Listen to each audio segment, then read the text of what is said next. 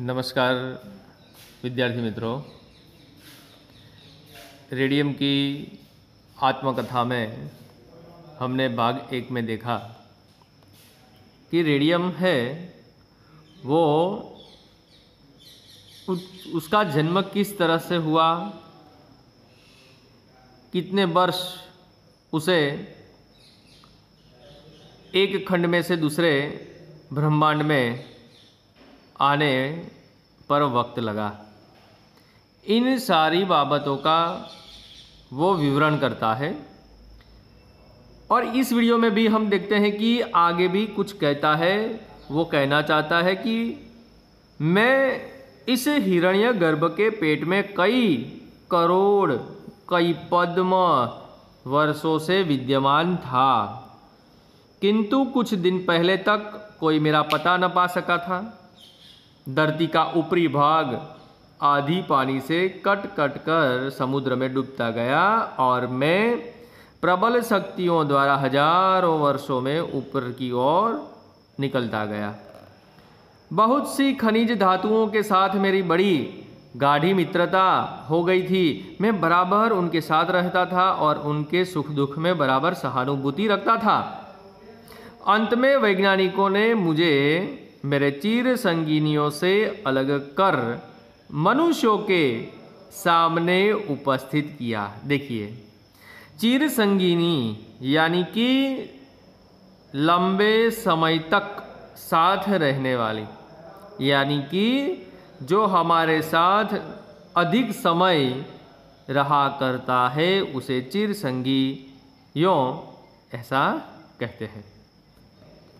वियोग का फल कड़वा होता है। यदि मैं चाहता तो इस वियोग का फल पहले वैज्ञानिकों को और फिर मनुष्यों को चखा देता, किंतु ऐसा करना मुझे मंजूर न था, क्योंकि पशुओं में सिंह की जैसी धाक जमी रहती है, देवताओं में इंद्र जैसा मान पाते हैं, कंकड़ों में रत्न जैसा सम्मानित होता है, वैसे ही मैं मौलिकों का राजा बन बैठा और इस स्थान पर मनुष्यों ने मुझे बैठाया।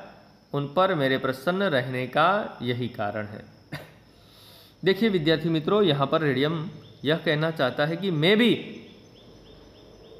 वियोग का फल, जो मेरे मित्र साथी मित्र थे उनसे मुझे अलग कर मैं भी उनका कुछ न कुछ खराब करता, लेकिन ऐसा न करके मैंने उसे, जो मनुष्यों ने मुझे मान सम्मान दिया है, उससे मैं प्रसन्न हो गया हूँ।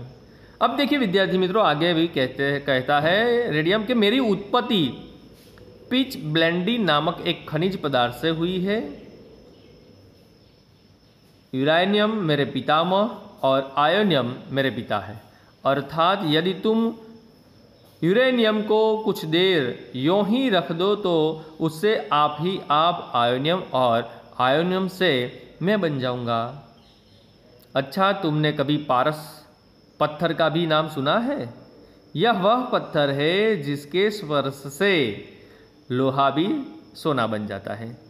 जो पारस पत्थर की बात है वह पारसमणि हमने सुना है कई कहानियों में, और जास्ता चांदी का रूपांतरण ग्रहण करता है। यह पत्थर पहले भारतवासियों के पास था, अथवा यों कहो कि वे एक निम्न श्रेणी की धातुओं को उच्च श्रेणी की धातु में परिणित करने की रीति जानते थे, किंतु पश्चिमी वैज्ञानिकों ने इसे एक कपोल कल्पित वस्तु बतलाया और इसकी हंसी उड़ाई। अब मेरे आविष्कार से उनकी आंखें खुली है। वे समझने लगे हैं कि जैसे यूरेनियम से मैं यानी कि रेडियम और मुझसे हीलियम धातु बनती है, उसी प्रकार और धातुएं भी एक दूसरे का रूपांतरण ग्रहण कर सकती है। अब उनका ध्यान पारस पत्थर की सत्यता की ओर गया है। उनमें कितने तो ऐसे हैं जो यह कहते हैं कि पारस पत्थर की समस्या हल हो गई, किंतु वे नहीं जानते कि पारस पत्थर बनाने में उन्हें अभी वर्षों लगेंगे।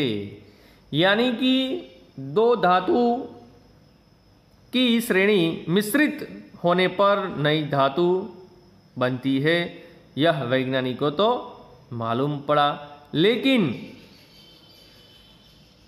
एक दूसरे का रूपांतरण ग्रहण कर सकती है। पारस पत्थर की जो सत्यता है, वो सत्यता बाहर आने पर वो उस समस्या को हल कर सकते हैं, लेकिन अभी पारस पत्थर बनाने के लिए कई वर्ष लगेंगे, ऐसा रेडियम कहता है। मेरा मूल्य इतना अधिक है कि मैं संसार की सभी वस्तुओं में बहुमूल्य हूँ। मेरे एक कण का जितना दाम है उतने में सोना और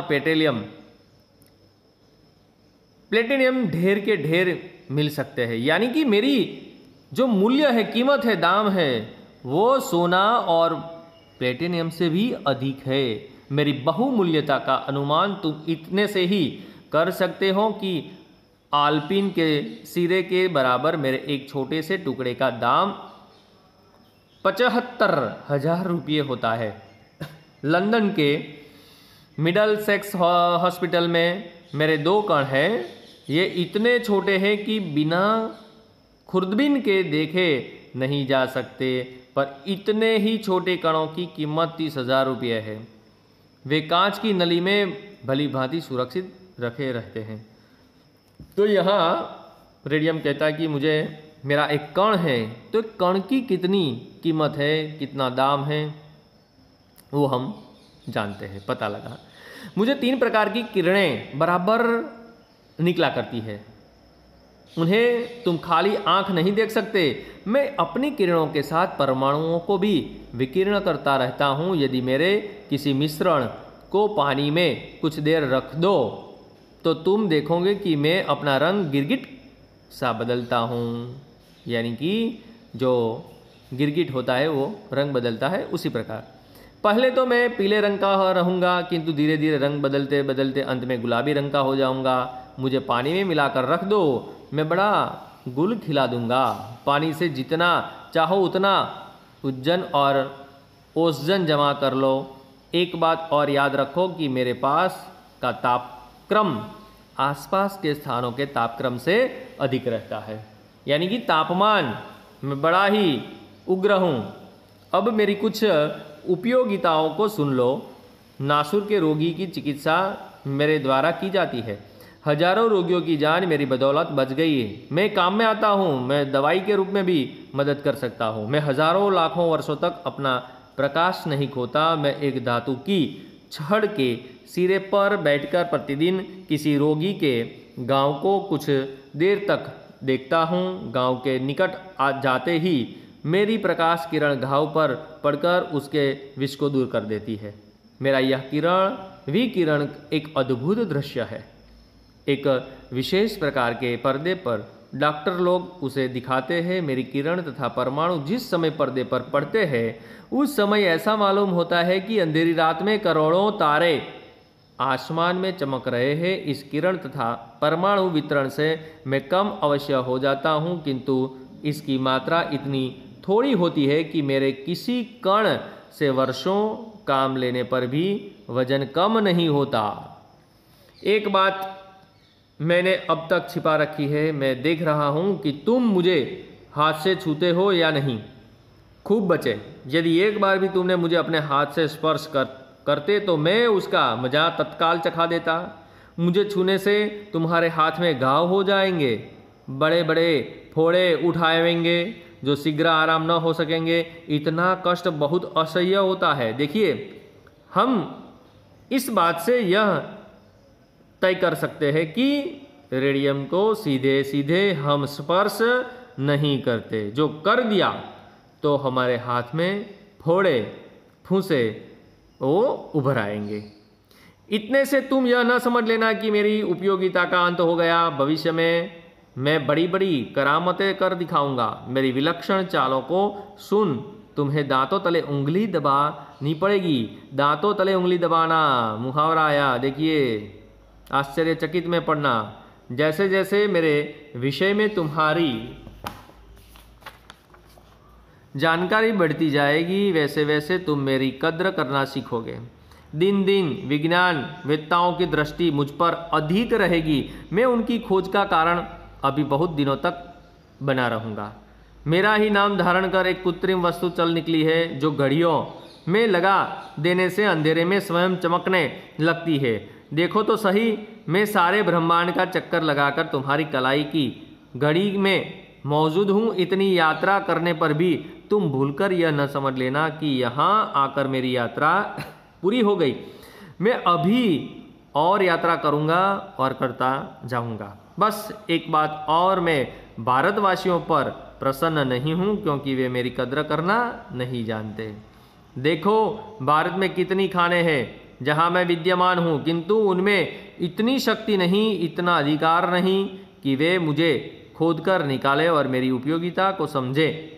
तुम मुझे आदर की दृष्टि से देखो, तुम मेरी उपयोगिता को समझो, मेरी कद्र करना सीखो, फिर देखो मैं तुम्हारा दास बनने को तैयार हूँ। देखिए विद्यार्थी मित्रों, यहाँ पर एक रेडियम ने अपनी बात रखी है, वो अपनी आत्मकथा कहता है। वो आत्मकथा में बताता है, देखिए यहाँ पर छोड़ देता है कि मैं तुम्हारा दास बनने को तैयार हूँ। इस पाठ से हमें एक आत्मकथा पर निबंध भी परीक्षा में आ सकता है, जैसे कि एक सैनिक की आत्मकथा, एक नदी की आत्मकथा, इस तरह के कई, एक फटे जूते की आत्मकथा, एक कुत्ते की आत्मकथा, ऐसी कई आत्मकथाएं हैं जो इनमें से पूछी जा सकती है। तो हमें इस पाठ पर से यह निबंध में भी ध्यान रखना है कि इस पाठ पर से एक निबंध भी ऐसा पूछा जाएगा। शब्दार्थ है, टिप्पण है, मुहावरा है, विकल्प है, एक एक वाक्य में प्रश्न के उत्तर है, वो सब, और दो दो वाक्य में, 5-6 वाक्य में जो प्रश्न है उसमें के जो पहला, दूसरा और चौथा है वो IMP है। आवश्यक आशय स्पष्ट कीजिए उनमें। तो वियोग का फल कड़वा होता है, वो भी आप तैयार कर लीजिएगा। अस्तु।